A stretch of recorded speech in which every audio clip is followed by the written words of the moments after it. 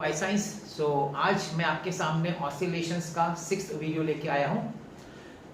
और जैसे कि आप देख सकते हैं यहाँ का जो आज का टॉपिक है वो है एंगुलर एसएचएम। जब मैंने ऑसिलेशंस का चैप्टर चालू किया था, जब मेरा फर्स्ट वीडियो है ऑसिलेशंस का, उसमें मैंने आपको बताया था कि ऑसिलेशंस हम जो पढ़ने वाले 12th में वो दो तरीके का पढ़ेंगे।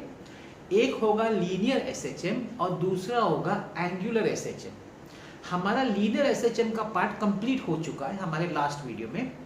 आज हम देखेंगे एंगुलर एसएचएम और आज ही कंप्लीट भी हो जाएगा। कारण कि एंगुलर एसएचएम आपको ज़्यादा नहीं है 12th में, थोड़ा सा ही उसका है, मेन पॉइंट्स है। तो चलिए हम देखते हैं आज एंगुलर एसएचएम।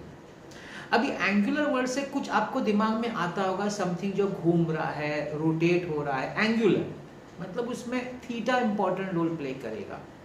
वहाँ पे लीनियर था, स्ट्रेट लाइन में, वहाँ पे एक्स इंपॉर्टेंट रोल प्ले करता है, जिसको हम डिस्प्लेसमेंट बोलते थे। यहाँ पे थीटा को भी डिस्प्लेसमेंट ही बोलेंगे, लेकिन उसको हम बोलेंगे एंगुलर डिस्प्लेसमेंट। तो आपके सामने जो मैं एग्जाम्पल लाया हूँ एक्सप्लेन करने के लिए कि एंगुलर एसएचएम क्या होता है, वो एग्जाम्पल कुछ ऐसा है कि हम एक मेटालिक डिस्क लेते हैं, जिससे जैसे कि हमारा 5 रुपए का सिक्का है मगर बड़ा सा लेंगे, मेटालिक डिस्क लेंगे। इस मेटालिक डिस्क के सेंटर से एक थिन वायर ज्वाइन करेंगे। ये थिन वायर या मेटल का वायर होगा या तो नायलॉन वायर होगा, और एक रिजिड सपोर्ट से इसको कनेक्ट करेंगे। ये काम करेंगे। अब क्या करेंगे, अब इस डिस्क को थोड़ा सा, ये जो वायर है ना, उसको डिस्क को पकड़ के ट्विस्ट करेंगे। ट्विस्ट आप समझ सकते हैं ना, ट्विस्ट, उसमें थोड़ा सा ट्विस्टिंग आ जाएगा। आप जब इसको ट्विस्ट करके छोड़ देंगे, आप क्या देखेंगे, आप देखेंगे कि ये डिस्क जो है वो रोटेशनल में घूम रहा है, रोटेशनल मोशन, लेकिन पूरा नहीं, पार्टली रोटेशनल मोशन। मतलब थोड़ा सा गया उस तरफ एंटी क्लॉकवाइज, मीन पोजीशन पे गया, इस तरफ क्लॉकवाइज, मतलब दोनों तरफ घूम रहा है।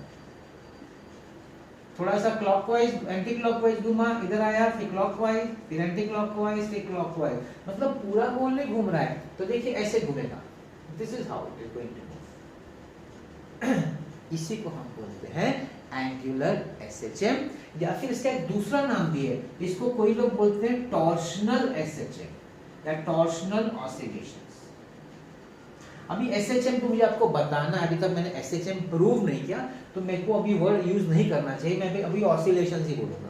तो ये जो ऑसिलेशंस है, ये एंगुलर ऑसिलेशंस आप बोल सकते हैं, या फिर टॉर्शनल ऑसिलेशन भी बोल सकते हैं। अभी टॉर्शनल वर्ड क्यों आया भाई? टॉर्शनल वर्ड इसलिए आया कि जब भी हम रोटेशनल मोशन की बात करते हैं तो वहां पे टॉर्क बहुत इंपॉर्टेंट रोल प्ले करता है, इसीलिए इसका नाम पड़ गया टॉर्शनल ऑसिलेशंस। ठीक है ओके। अब आप देखिए, ये जो डिस्क है ये जाता है एंटी क्लॉकवाइज उस तरफ, वापस आता है। वापस इसलिए आता होगा क्योंकि रिस्टोरिंग फोर्स होगा। हमारे फर्स्ट लेक्चर में हमने रिस्टोरिंग फोर्स के बारे में बात किया था, जब हम स्प्रिंग की बात कर रहे थे। यहाँ भी रिस्टोरिंग फोर्स होगा जो उसको वापस लाने की कोशिश करता है। फिर ये जब क्लॉकवाइज आगे जाएगा, वापस रिस्टोरिंग फोर्स उसको पीछे लाएगा। तो मतलब एक रिस्टोरिंग फोर्स है। अब रोटेशनल मोशन में रिस्टोरिंग फोर्स होता है, जो फोर्स एक्ट होता है उसको सिर्फ फोर्स नहीं बोलते, उसको हम बोलते हैं मोमेंट ऑफ फोर्स, जिसका दूसरा नाम है टॉर्क।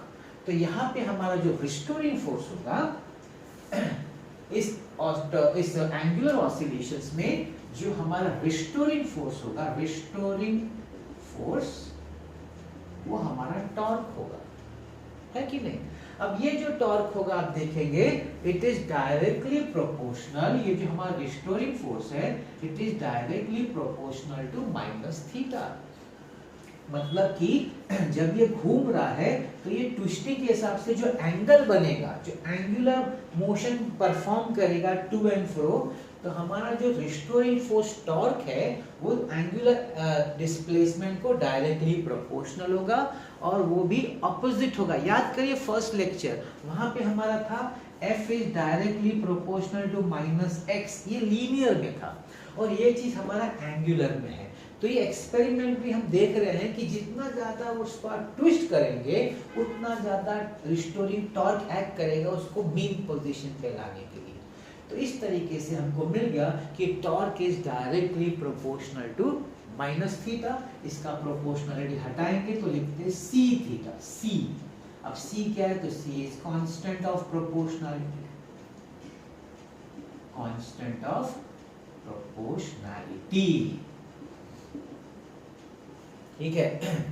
एक और चीज, अभी टॉर्क को याद करिए रोटेशनल डायनामिक्स में टॉर्क का फॉर्मूला, टॉर्क का एक formula in terms of moment of inertia, उसका फॉर्मूला है आई अल्फा। तो आप यहाँ पे लिख सकते हैं I alpha is equal to minus C theta, है कि नहीं? तो ये हो जाएगा alpha is equal to minus C upon I into theta. अब ये पोर्शन जो है सी कांस्टेंट है और मोमेंट ऑफ इनर्शिया, वैसे डिस्क आप जानते होंगे moment of inertia about the centre, disc जब अबाउट द सेंटर घूमता है तो उसका मोमेंट ऑफ इनर्शिया क्या है, हाफ mr स्क्वायर है, वो भी कांस्टेंट है। तो यहाँ पे आप बोल सकते हैं कि the angular acceleration is proportional to minus theta. याद करिए अपना लीनियर एक्सेलरेशन, वहां पे linear SHM that was also proportional to minus x। मतलब आपका torque restoring force is proportional to minus angular displacement, आपका एंगुलर एक्सेलरेशन भी प्रोपोर्शनल है टू माइनस एंगुलर डिस्प्लेसमेंट। तो हम बोल सकते हैं कि हमारा ये जो एंगुलर ऑसिलेशन है, हमारा जो टॉर्शनल ऑसिलेशन है, that is performing angular SHM, simple harmonic motion, because they are satisfying this principle of SHM, that is the restoring force of the angular acceleration is directly proportional to the angular displacement in the opposite direction। देखिए अब definition लिखा है, अब अगर आप ये समझ गए होंगे तो डेफिनेशन में कुछ भी नहीं है। क्या है बाय डेफिनेशन में?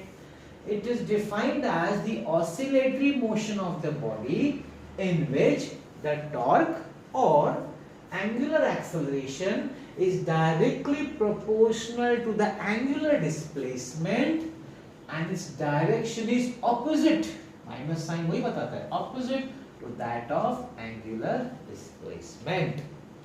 I hope आपको ये कंसेप्ट समझ में आ गया बेसिक। अगर आपको लीनियर है तो सिर्फ इसको यहाँ लीनियर से एंगुलर रोटेशनल का जो टर्म्स है उसमें शिफ्ट करना है, कुछ ज्यादा करना नहीं है। एक ये चीज समझ गए। अब मैं दूसरा चीज जो आपको बताऊंगा डिफरेंशियल इक्वेशन बताऊंगा। याद करिए अपना लीनियर का, मैं आपको सिर्फ याद मतलब एनालॉजी मतलब कंपैरिजन करवा के आपको थोड़ा याद करवाने की कोशिश करता हूं। यहाँ पे हमारा अगर आपको याद हो लीनियर अपना differential equation of linear SHM क्या था, d2x by dt square plus omega square x is equal to 0। ये था differential equation of linear SHM. चलिए देखते हैं यहाँ पे क्या है हमारा डिफरेंशियल इक्वेशन। अब हमारा इधर है I alpha is equal to minus C theta, यहां से मैंने लिया। अभी अल्फा एंगुलर एक्सेलरेशन है, जैसे अपना लीनियर एक्सेलरेशन ए होता है ना d2x by dt square second order derivative, वैसे अल्फा भी होता है d2 theta by dt square second order of angular displacement. इसको यहां ले आइए plus C theta is equal to, this is your differential equation of angular SHM, differential equation. तो इसमें सब कुछ शॉर्ट में सब एक एक कंसेप्ट जो है एक्सप्लेन किया गया है। ये एक्सप्लेन किया गया SHM कैसे है, फिर एक्सप्लेन किया गया कि इसका डिफरेंशियल इक्वेशन कैसे बनता है। एक और चीज यहाँ पे हमको बताना है वो है टाइम पीरियड। टाइम पीरियड बता दिया तो ये कंसेप्ट आपका कंप्लीट हो जाता है एंगुलर SHM का, ठीक है ना। चलिए टाइम पीरियड भी देख लेते हैं, कहीं मुझे थोड़ा रब करना पड़ेगा तो मैं ये पोर्शन रब कर देता हूं।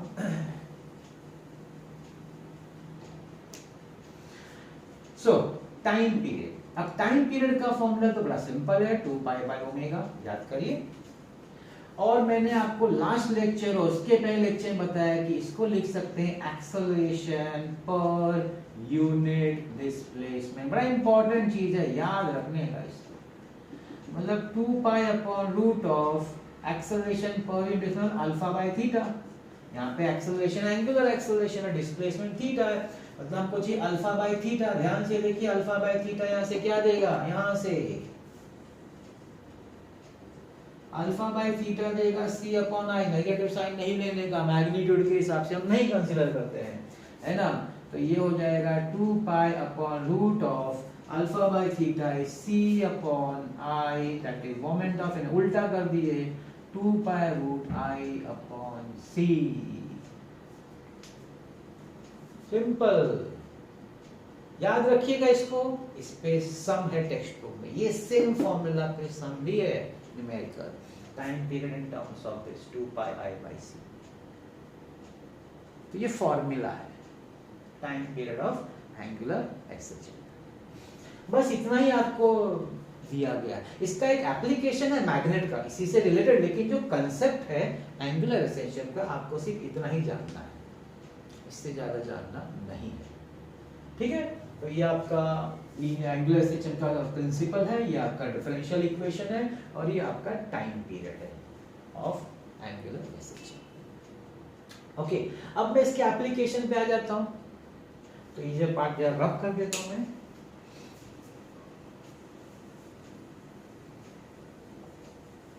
एप्लीकेशन जो इधर दिया गया आपको वो एक मैग्नेट का दिया गया, बार मैग्नेट। अब ये जो बार मैग्नेट है, मेरे ख्याल से आपने 11 में पढ़ा है, आपको मैग्नेटिज्म एक चैप्टर है 11th स्टैंडर्ड में, आपने डेफिनेटली पढ़ा होगा, और 12th में तो है ही मैग्नेटिक इफेक्ट्स चैप्टर जो है, उसमें ये सब है। अगर वो आपका हो गया हो तो आपको मालूम होना चाहिए, या मालूम होगा, 11 में भी था। अब ये क्या टॉपिक है देखिए, magnet vibrating in a uniform magnetic field.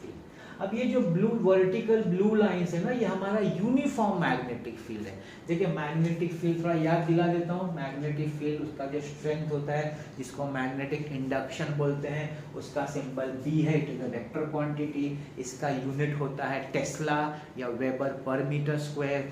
अब यूनिफॉर्म है तो आपको पैरेललाइंस दिखाने का और इक्विडिस्टेंट बताने का, मतलब इस जगह पे जो मैग्नेटिक फील्ड क्रिएटेड है वो सब जगह पे सेम है, यूनिफॉर्म है। उस यूनिफॉर्म मैग्नेटिक फील्ड में आप एक बार मैग्नेट रखते हैं। अब बार मैग्नेट के बारे में क्या क्या आपको जानकारी है थोड़ी बहुत इसके हिसाब से बता देता हूँ। एक होता है हमारा साउथ पोल, एक होता है नॉर्थ पोल।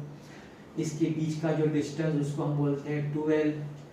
इनका जो स्ट्रेंथ होता है QM, उसको हम बोलते हैं पोल स्ट्रेंथ। नॉर्थ का जनरली प्लस में लेते हैं, साउथ का जनरली माइनस में लेते हैं, इसको हम पोल स्ट्रेंथ बोलते हैं, है कि नहीं। ये जो हो जाता है, ये लाइन एक्सिस वाला लाइन होता है, और ये जो लाइन होता है परपेंडिकुलर, उसको हम लोग इक्वेटोरियल लाइन बोलते हैं। तो ये बेसिक है, इतना इससे कुछ ज्यादा नहीं। और ये जो दिखा है ना, वो आपको पता होना चाहिए फोर्स, जो फोर्स एक्ट होता है ना मैग्नेटिक फील्ड में रखने से, वो फोर्स का फॉर्मूला है Q × D। जैसे हम लोग का इलेक्ट्रोस्टैटिक्स में फॉर्मूला है ना, इलेक्ट्रोस्टैटिक में भी ये charge into electric field, that is force. तो वैसे ये पोल स्ट्रेंथ। अच्छा, इसमें एक और चीज आएगी आपको, वो है magnetic dipole moment. Magnetic dipole moment यहाँ आने वाला है। अब मैग्नेटिक डाइपोल मोमेंट का हमने जो सिंबल पढ़ा है वो m है। अब यहाँ पे उन्होंने क्या बोला है कि m तो भाई मास भी होता है, मास से रिलेटेड, मास सबको मास लगेगा, तो उन लोगों ने फिर चेंज करके उधर म्यू यूज करना शुरू किया। तो ठीक है, मैग्नेटिक डाइपोल मोमेंट का सिंबल m है, लेकिन अभी इस जगह पे टेक्स्ट बुक वालों ने म्यू यूज किया है। और इसका फॉर्मूला आपको याद होगा, आपको लास्ट ईयर था, pole strength into the distance. Pole strength into the distance between two pole, उसको हम बोलते हैं मैग्नेटिक डाइपोल मोमेंट। ठीक है, इतना सब मालूम होगा तो हम लोग आ जाते हैं हमारे टॉपिक पे। तो आपका यूनिफॉर्म मैग्नेटिक फील्ड है, उस यूनिफॉर्म मैग्नेटिक फील्ड में एक मैंने बार मैग्नेट रखा है, ऐसा सस्पेंड करके रखा है फील्ड में, ऐसा सस्पेंड करके रखा, हॉरिजॉन्टल है बार मैग्नेट। तो बार मैग्नेट जो अलाइन करेगा वो अपने आप को अलाइन करेगा इस डायरेक्शन में, ऐसे अलाइन नहीं करेगा। ये तो बात का पोजीशन है, एक्चुअल पोजीशन में ये आपका बार मैग्नेट मैग्नेटिक फील्ड के डायरेक्शन में अपने को अलाइन करेगा। तो आप मुझे पूछेंगे सर ये क्या दिखाया आपने, तो बात ऐसा है, ये तो अपने आप को मैग्नेटिक फील्ड के डायरेक्शन में अलाइन करेगा। आपको करना क्या है, आपको थोड़ा सा इसको घुमाना है, थोड़ा सा इसको ऐसा घुमाना है by small angle, very small angle theta, very small angle theta से घुमाना है। अब जब आप घुमाएंगे तो क्या होगा, जब आप घुमाएंगे तो एक रिस्टोरिंग टॉर्क आएगा, उसको वापस लाने की कोशिश करेगा। अब आपने इसको क्लॉकवाइज घुमाया तो रिस्टोरिंग टॉर्क एंटी क्लॉकवाइज आएगा, लेकिन वो बार में यहाँ रुकेगा नहीं, वो लेफ्ट में चला जाएगा, फिर रिस्टोरिंग टॉर्क उसको वापस लाएगा। और आप क्या देखेंगे कि आपका जो बार मैग्नेट है इस तरीके से ऑसिलेट हो रहा है हॉरिजॉन्टल में। अगर हॉरिजॉन्टल देखें तो ऐसा ऑसिलेट, आपका वर्टिकल मैग्नेटिक फील्ड है तो इस तरीके से आपका बार मैग्नेट ऑसिलेट होगा, ये देखने को मिलता है। ठीक है ना, तो यही आपका एंगुलर एसएचएम बार मैग्नेट में है। ये सेम चीज आप आगे भी पढ़ने वाले हैं, अब मैग्नेटिक मटेरियल चैप्टर में भी सेम चीज आपको वापस रिपीट होने वाला है। तो यहाँ पे आपका जो रिस्टोरिंग टॉर्क है टाउ, अब ये बार मैग्नेट पे जो टॉर्क एक्ट होता है, टॉर्क कैसे एक्ट होता है देखिए। अब ये जो पोल स्ट्रेंथ, यहाँ पे पोल्स है ना, यहाँ पे दो फोर्स है, एक आपका फोर्स है vertically downwards QM into V, south में माइनस लेते हैं, और ये तो ये दो पैरेलल इक्वल फोर्सेस है। जब दो पैरेलल इक्वल फोर्सेस होता है and separated by a distance, ये डिस्टेंस सेपरेशन है, फोर्सेस वर्टिकली है तो डिस्टेंस हॉरिजॉन्टली लेने का, तो it forms what is called as a couple. Last 11th में कपल क्रिएट्स अ टॉर्क, ये टॉर्क घुमाएगा इसको, है कि नहीं। तो इस तरीके से टॉर्क घुमाता है। तो ये जो रिस्टोरिंग टॉर्क है टाउ, उसका फॉर्मूला भी आपने 11th में किया है, 12th में भी है। It is restoring torque minus mu B sine theta, ये फॉर्मूला है इस टॉर्क का बार मैग्नेट पे आप जब मैग्नेट फील्ड पे रखेंगे तो। अब देखिए इसका फायदा, very small theta, last video मैंने बताया वेरी स्मॉल थीटा मतलब sine theta will be almost equal to theta. तो हम लिख सकते हैं torque is equal to minus mu B theta, torque is I alpha minus mu B theta, है कि नहीं। तो यहाँ पे हम लोग को इक्वेशन बन गया, I alpha is equal to minus mu B theta. अब इससे आपको कोई भी टाइम पीरियड निकालना, जैसे टाइम पीरियड का फॉर्मूला यहाँ पे हमारे पास रिलेशन है। अब हमको ज़्यादा इंटरेस्ट अभी चाहिए तो मैं अल्फा लिख देता हूँ minus mu B upon I into theta. क्या म्यू कांस्टेंट है? हाँ भाई। मैग्नेट डाइपोल मोमेंट कांस्टेंट होता है क्या? मैग्नेटिक फील्ड, हाँ भाई यूनिफॉर्म है क्या? मोमेंट ऑफ इनर्शिया को, हाँ इसका बार मैग्नेट कांस्टेंट होता है। ये कांस्टेंट है तो अल्फा तो डायरेक्टली प्रोपोर्शनल होगा ना, माइनस साइन को बाहर रखूंगा तो proportional to minus theta should be satisfying linear ऐसे मतलब एंगुलर एसएचएम, मेरा ये कहना है it is satisfying angular SHM, यहाँ से भी पता चलता है।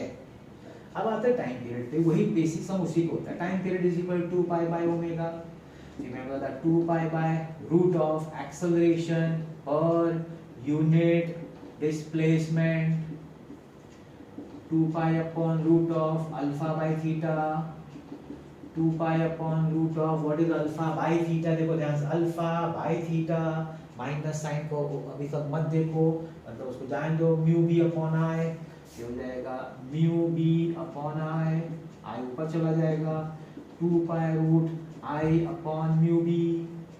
This is the formula for time period of angular SHM of a bar magnet. वो जो डिस्क का किया था उसका टाइम पीरियड देखो क्या आया था, याद करो, अभी किया था, रूट ऑफ आई था और यहाँ पे सिर्फ सी था, बस सी था, म्यू भी किया था, सी था और सेम फॉर्मूला था।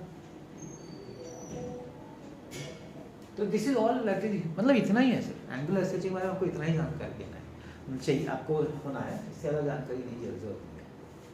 तो इसी था मेरे ख्याल से, इजी होगा, कुछ ज़्यादा डिफिकल्ट तो होगा नहीं। Yes, so this is all about your question about angular SHM।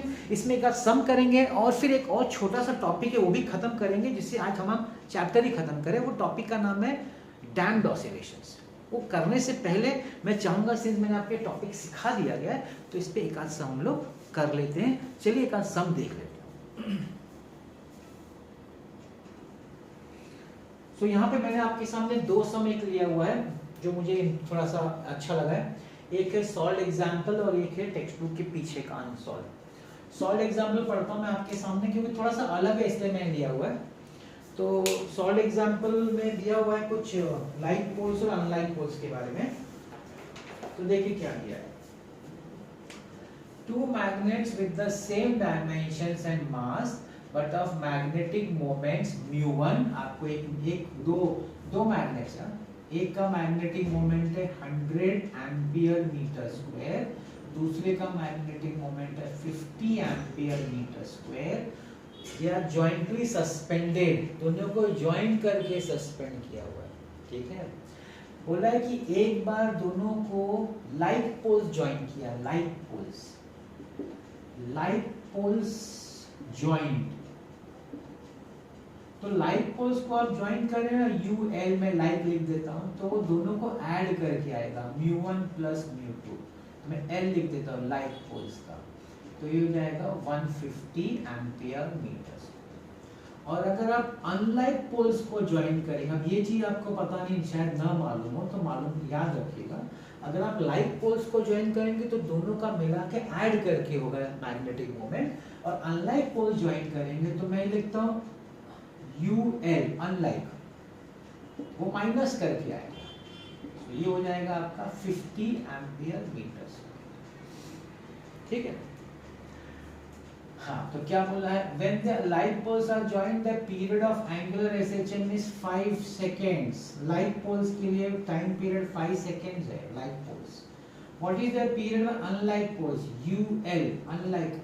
जब unlike होगा तो टाइम पीरियड क्या होगा, ये क्वेश्चन है।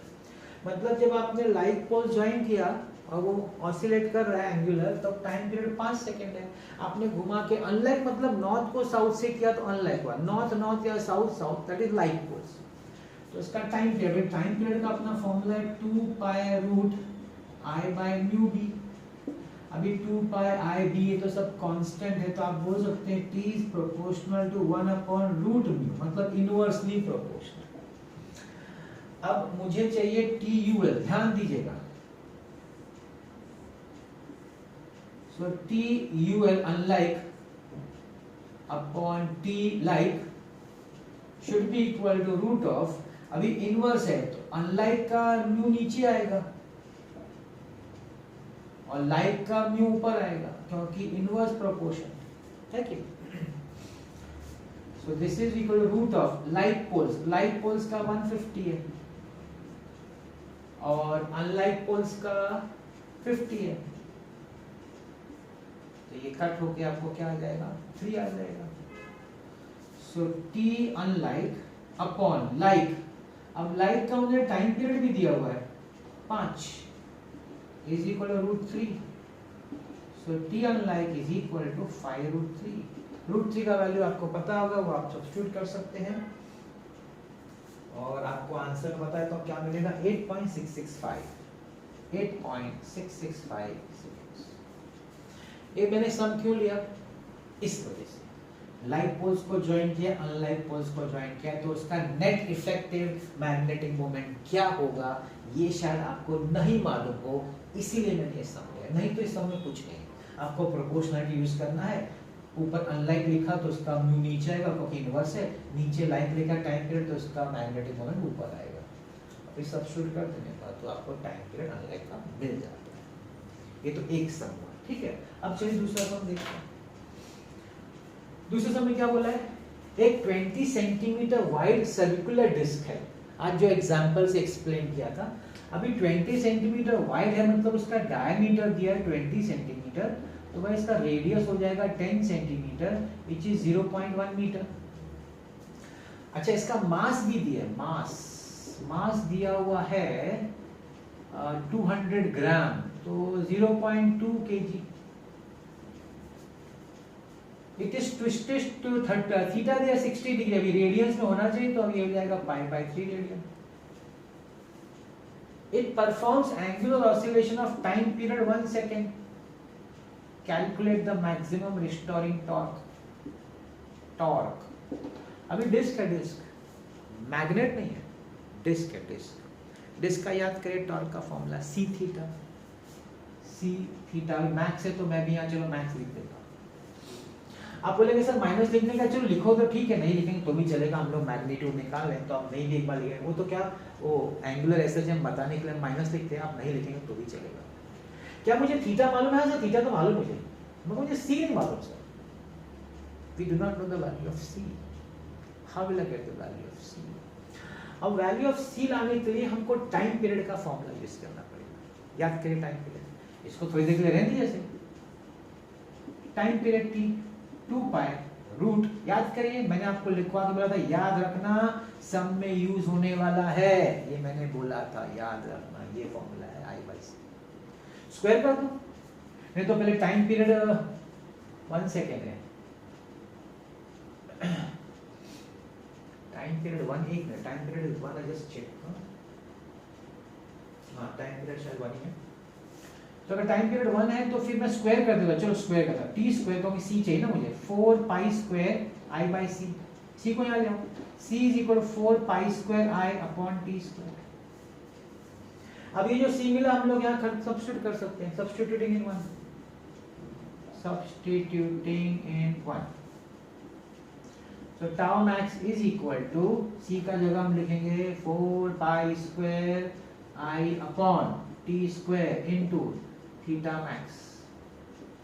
क्वेश्चन सर मुझे क्या t मालूम है, हाँ मालूम है 1 दिया है, सर मुझे थीटा मालूम है, मतलब सर i नहीं मालूम है, लेकिन मैंने अभी आपको शायद डिस्कस किया था disc rotational dynamics, disc centre से जब वो घूमता है तो उसका मोमेंट ऑफ इनर्शिया का formula half mr square, 4 pi square half mr square upon t square into theta max, 2 2 जा कटा, तो you have 2 pi square mr square upon t square into theta max. तो यहाँ पे हम लोग सब वैल्यू सब्स्टिट्यूट कर सकते हैं, so let's substitute the values. 2 pi square मास का वैल्यू कितना है भाई 0.2, रेडियस कितना है भाई 0.1 का स्क्वायर, टी स्क्वायर कितना है 1 का square and this is pi by 3। अब देखिए पाई स्क्वायर इनटू पाई, पाई क्यूब, और लोग ने पाई क्यूब का वैल्यू बोला 31 लेने, तो ले लेने का 31 है कि नहीं। सो 2 into 31 into 0.2 into 0.01 upon 3, solve करिएगा, मैं आपके लिए आंसर बता देता हूं, आंसर है 0.04133 न्यूटन मीटर। ये सब मैंने क्यों लिया, ये सब मैंने इसलिए लिया क्योंकि सी कैसे निकालने का वो मैंने आपको पूरा कंसेप्ट बताया है कि टाइम पीरियड का फॉर्मूला यूज करिए, उसको सी में कन्वर्ट करिए, सब्स्टिट्यूट करिए, यहाँ पे जो मोमेंट ऑफ इनर्शिया डिस्क का वो यूज करिए। एक जगह पे आपके वैसे 2 सम कर लिया तो आपको समझ में आ जाएगा, लेकिन एक सम आप टेक्स्ट बुक में देखेंगे ना सॉल्व एग्जांपल में, वहाँ पे मोमेंट ऑफ इनर्शिया रॉड का है, मैग्नेट का है, तो रॉड का जिसका लेंथ ब्रेड्थ हाइट होता है पैरेललोपाइप का, याद करिए रोटेशनल डायनामिक्स में उसका मोमेंट ऑफ इनर्शिया का फॉर्मूला, तो आपके इस एग्जांपल सॉल्व एग्जांपल में है एक सम ऐसा, तो वहाँ पे यूज हुआ 1/12 m length square plus breadth square. तो आपको थोड़े सा फिगर्स का जैसे बार मैग्नेट हुआ डिस्क का जनरली ये यूज आएगा इसमें इस चैप्टर में, तो इसका आपको मोमेंट ऑफ इनर्शिया का फॉर्मूला मालूम होना चाहिए, तो मालूम होगा तो आप सम कर लेंगे। तो इसी तरह के सम्स हैं, ये 2 मैंने किए और 2 एक सॉल्व एग्जांपल एक अनसॉल्व है, 2 और सम्स है जो आप ट्राई करेगा, आपको इजी पड़ेगा, कुछ डिफिकल्ट नहीं है। मैंने आपको बताया मैंने ये 2 सम क्यों चूज किया, थोड़ा सा इसमें जो ट्रिकी पार्ट था वो मुझे आपको बताना था। यहाँ पे हमारा सब भी कंप्लीट हो गया एंगुलर रिसर्च में, लेकिन एक लास्ट पार्ट बाकी है जो थियोरेटिकल है, न्यूमेरिकल उसमें नहीं है, अब वो है डैम्ड ऑसिलेशंस। डैम्ड ऑसिलेशंस बड़ा इंटरेस्टिंग है डैम्ड ऑसिलेशन, क्योंकि वो एक्चुअली होता है डैम्ड ऑसिलेशन, प्रैक्टिकली देखा जाए तो डैम्ड ऑसिलेशंस ही होते हैं। हम लोग जो अभी तक पढ़ते आ रहे वो सब अनडैम्ड पढ़ रहे हैं। अब यहाँ भी देखिए, यहाँ पे पूरा मैंने क्वेश्चन ही लिखा, यहाँ लिखा था अनडैम्ड ऑसिलेशन, यहाँ वर्ड था, मैंने वो चीज जगह कम पड़ी से नहीं लिखा। तो अनडैम्ड ऑसिलेशन और डैम्ड, क्या है डैम्ड, चलिए देखते हैं डैम्ड ऑसिलेशन। सो हम लोग आगे इस चैप्टर के लास्ट टॉपिक पे, and that is damped oscillations. Damping का मतलब क्या होता है, डैम्पिंग का मतलब कम होना, रिड्यूस होना, मतलब ये कि आपका कोई चीज ऑसिलेट हो रहा है और अगर आप कोई एक्सटर्नल फोर्स, उस पर कोई एक्सटर्नल फोर्स एक्ट करे और उसका जो एम्पलीट्यूड है वो कम होता जाए, मतलब पहले देखिए ऐसे ऑसिलेट हो रहा था, फिर कम हो गया, फिर कम हो गया, फिर कम हो गया, एम्पलीट्यूड कम होते होते होते होते होते होते खत्म हो गया, इसको बोलते हैं डैम्प्ड ऑसिलेशन। मतलब कोई एक्सटर्नल फोर्स अपने आप नहीं होता है, कोई एक्सटर्नल फोर्स होता है अब आप बोलेंगे सिंपल पेंडुलम आप ले लीजिए। अगर आप सिंपल पेंडुलम का ऐसे एक्सपेरिमेंट लेबोरेटरी में करें, स्टार्ट करें ना, आप देखेंगे वो धीरे धीरे उसका एम्पलीट्यूड कम हो जाएगा और वो रुक जाएगा। तो आप बोलेंगे कि सर एक्सटर्नल फोर्स तो कहाँ से आया? भाई एयर का रेजिस्टेंस तो एक्सटर्नल फोर्स है ना, वो उसको अपोज करता है, उसको अपोज करता है और उसका एम्पलीट्यूड कम होता है। इसी को बोलते हैं डैम्प्ड ऑसिलेशंस और उसको ऑसिलेटर बोलते हैं damped oscillator. Periodic oscillations of gradually decreasing amplitude, जिस ऑसिलेशन का एम्पलीट्यूड धीरे धीरे कम हो रहा है उसको बोलते हैं डैम्प्ड हार्मोनिक ऑसिलेशंस और उस ऑसिलेटर को बोलते हैं डैम्प्ड हार्मोनिक ऑसिलेटर। एक एक्सपेरिमेंटली भी इसको समझने की कोशिश कर रहे हैं।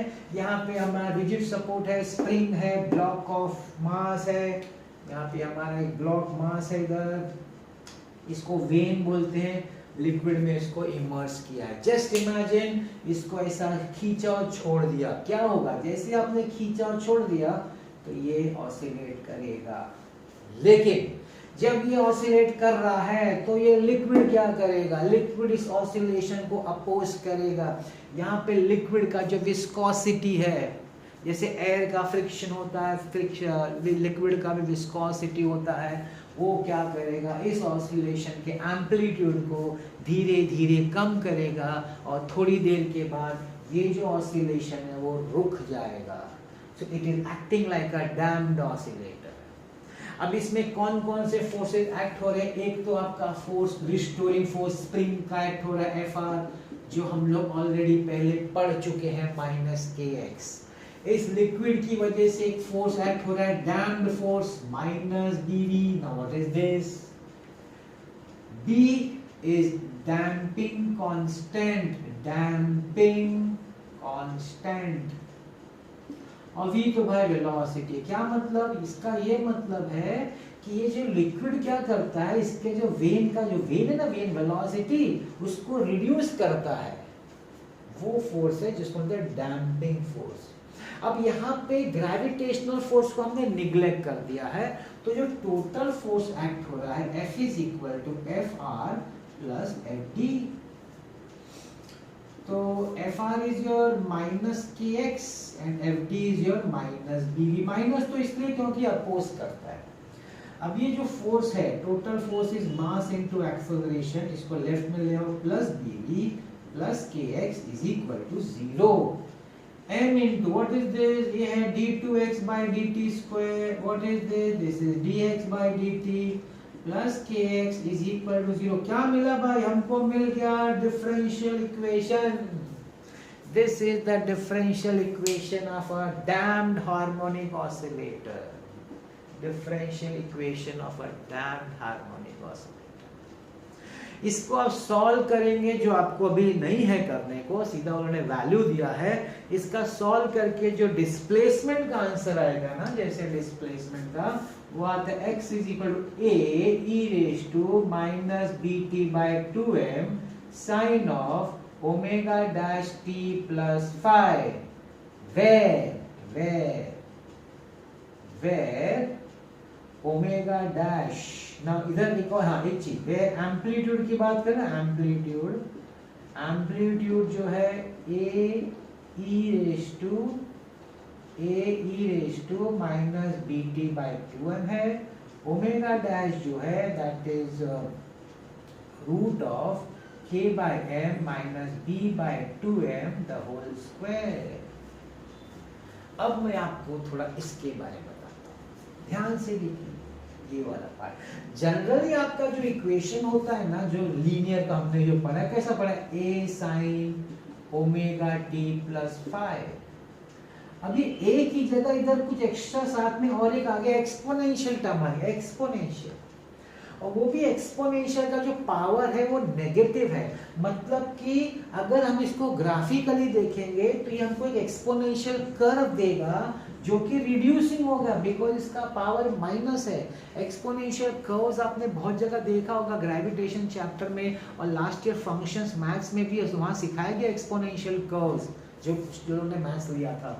तो ये एक्सपोनेंशियल कर्व है, इसका क्या मतलब कि जो एम्पलीट्यूड है ना वो एक्सपोनेंशियली रिड्यूस हो रहा है। यहाँ पे है वो आपका ग्राफ, आप देखिए एम्पलीट्यूड कम होता जा रहा है। कैसे? Exponential, this is exponential curve. ये एक्सपोनेंशियल कर्व है। आपका एम्पलीट्यूड पहले बड़ा था, छोटा छोटा छोटा छोटा छोटा होता कम हो गया।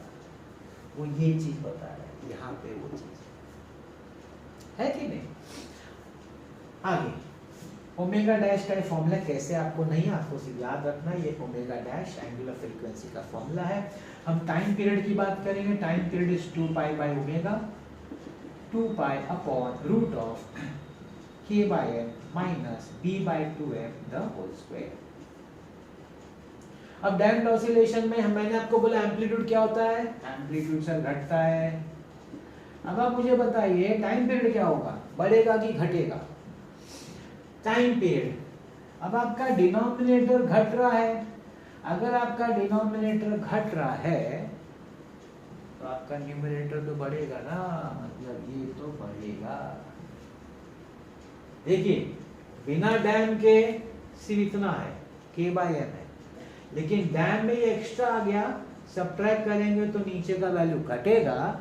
जब डिनोमिनेटर घटता है तो फ्रैक्शन का वैल्यू बढ़ता है, टाइम पीरियड बढ़ेगा। मतलब क्या इसका सिंपल भाषा में क्या मतलब है? इसका सिंपल भाषा में ये मतलब है कि सपोज स्टार्टिंग में एक पूरा ऑसिलेशन करने को 2 सेकेंड लगता था, तो डैम्पिंग होने से क्या होगा, पहले तो एम्पलीट्यूड छोटा होता जाएगा, कम होता जाएगा, प्लस टाइम पीरियड बढ़ेगा। मतलब कम तो हो गया एम्पलीट्यूड, लेकिन टाइम ज़्यादा लगेगा, शायद 3 सेकेंड लगे, फिर जाके 4 सेकेंड लगे, मतलब और धीरे होता जाएगा। टाइम पीरियड बड़ा मतलब वो ऑसिलेशन धीरे होगा, उसका एम्पलीट्यूड तो छोटा होता जाएगा, लेकिन टाइम पीरियड बढ़ता जाएगा, मतलब उसको और ज़्यादा टाइम लगेगा वो छोटा सा अपना ऑसिलेशन खत्म करने को।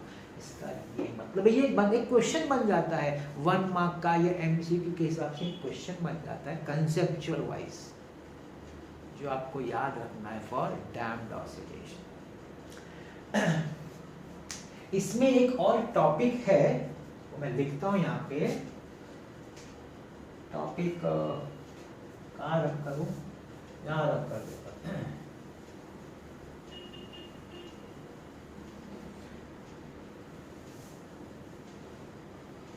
उस टॉपिक का नाम है free oscillations, forced oscillations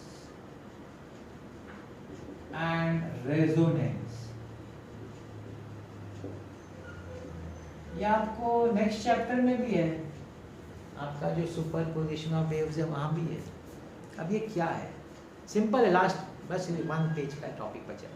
free मतलब क्या, अभी आपने पेंडुलम को डिस्प्लेस करके छोड़ दिया, तो पेंडुलम अपने हिसाब से जो भी उसकी फ्रीक्वेंसी होगी, जैसे टाइम पीरियड है, पेंडुलम का टाइम पीरियड क्या है, पेंडुलम का time period 2 pi root of l by g है कि नहीं, l by g, तो उसका फ्रीक्वेंसी क्या होगा 1/2 pi root g by l। अब इस फ्रीक्वेंसी से वाइब्रेट कर रहा है, ऑसिलेट कर रहा है, वो उसका नेचुरल है। अब आप अगर उसको कोई एक्सटर्नल पीरियोडिक फोर्स अप्लाई करके आप उसके अलग से फ्रीक्वेंसी देते हैं, मतलब मैच नहीं करता, दूसरी फ्रीक्वेंसी है वो, जो अप्लाइड पीरियोडिक फोर्स है उसकी फ्रीक्वेंसी अलग है, तो क्या देखने को मिलेगा, तो ये देखने को मिलेगा कि सर उसका जो एम्पलीट्यूड है वो कम हो गया, वो है फोर्स्ड ऑसिलेशन। अभी जैसे मैं आपको बोलूँ, आप झूले में बैठे गार्डन में, अपने आप झूला झूल रहा है, अभी कोई आपके जोर से धक्का दे तो वो फोर्स्ड ऑसिलेशन हो गया, जबरदस्ती का हो गया oscillation, that is called as forced oscillation. अब इस फोर्स्ड ऑसिलेशन में भी टाइप्स होते हैं। आपने जो ऑसिलेशन प्रोवाइड किया एक्सटर्नली, उस बॉडी का खुद का एक जो फ्रीक्वेंसी है उसको हम लोग बोलते हैं नेचुरल फ्रीक्वेंसी। एक्सटर्नली आपने जो पीरियोडिक फोर्स अप्लाई किया, अगर वो पीरियोडिक फोर्स उसके नेचुरल फ्रीक्वेंसी से मैच नहीं होता तो उसका जो एम्पलीट्यूड है कम रहेगा। लेकिन जो उसका खुद का फ्रीक्वेंसी है नेचुरल, और एक्सटर्नली आप बाहर से जो फ्रीक्वेंसी दे रहे पीरियोडिक, वो उसके साथ सेम मैच हो गया तो बनता है रेजोनेंस। एग्जांपल बताता हूं, आप जब रेडियो का ट्यूनिंग करते हैं एफएम रेडियो सुनने के लिए, आप उसका स्विच घुमाते हैं, एक पर्टिकुलर फ्रीक्वेंसी पे आपको एकदम क्लियर आवाज आता है, जब वो क्लियर आवाज आता है उसको बोलते हैं रेजोनेंस। मतलब फ्रीक्वेंसी मैच हो गई, आपके रेडियो के अंदर की जो ऑसिलेशन वाली फ्रीक्वेंसी है और बाहर का जो रेडियो वेव्स है उसकी फ्रीक्वेंसी नेचुरल दोनों की मैच हो गई है, जोर से हो जाता है, उसको रेजोनेंस। और उस रेजोनेंस का कर्व अगर देखा जाए ये कर्व है, ये आपका फ्रीक्वेंसी है, ये आपका एम्पलीट्यूड है, और ये टॉप पोजीशन भी होता है ना, इसको हम लोग बोलते हैं रेजोनेंस। मतलब यहाँ पे नेचुरल फ्रीक्वेंसी जो है वो मैच हो जाती है बॉडी के, मतलब बॉडी का जो नेचुरल फ्रीक्वेंसी और जो एक्सटर्नल अप्लाइड फ्रीक्वेंसी जब मैच होगी तो एम्पलीट्यूड मैक्सिमम हो जाएगा, नहीं तो एम्पलीट्यूड कम रहेगा। आप फ्रीक्वेंसी कम दो या ज़्यादा दो वो कम ही रहेगा, हाँ मैच हो जाएगा ना, सेम हो जाएगा तो मैक्सिमम।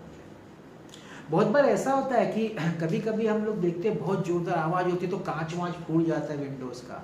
वो क्यों होता है? जब बहुत जोरदार आवाज़ होती है वो आवाज़ का जो फ्रीक्वेंसी होता है वो उस कांच, जो आपका विंडो का कांच है, उस फ्रीक्वेंसी जब मैच हो जाता है ना तो रेजोनेंस क्रिएट होता है और आपका विंडो का कांच वाइब्रेट करता है विद मैक्सिमम एम्पलीट्यूड, और कांच एकदम धड़ धड़ करके गिर जाता है। एम्पलीट्यूड होगा तो फटफट वाइब्रेशन बढ़ जाएगा ना तो टूट जाता है वो और गिर जाता है कांच, इसी को बोलते हैं रेजोनेंस। इसके बारे में थोड़ा सा आपको इसमें भी नेक्स्ट चैप्टर में भी है, और आपको एसी सर्किट्स में भी है, जो मैंने आपको ट्यूनिंग का एग्जांपल है वो एसी सर्किट्स का एग्जांपल है, वहाँ भी आप ये देखने वाले हैं। तो आई होप चैप्टर इजी था ऑसिलेशंस। 6th वीडियो में हम लोगों ने ऑसिलेशंस आज खत्म कर दिया। हमारा नेक्स्ट वीडियो जो होगा वो superposition of wave start होगा। आई होप आपको ये लेक्चर इजी लगा, बहुत इजी था, समझ के काफ़ी इजी थे, इंटरेस्टिंग था।